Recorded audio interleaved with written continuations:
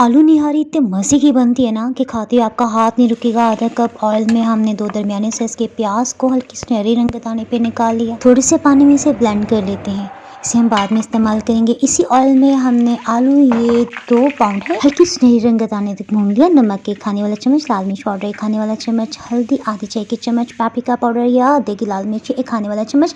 इसे 40 सेकंड के लिए मीडियम लो हीट पे भून लेने के बाद हमने 1/4 कप पानी डाल दिया। अब ब्लेंड किया हुआ प्याज का मिक्सचर डाल के इसे अच्छी तरह भून लेते हैं यहाँ तक कि ऑयल ऊपर की सतह पे आ जाए। 1 लीटर पानी डालते आलू को गला लेते हैं। 3 सब्ज और 1 काली बड़ी इलायची, 3 लौंग, 1 खाने वाला चम्मच काली मिर्च, 1 खाने वाला चम्मच खुश्क धनिया, पीपली, जावित्री और जायफल।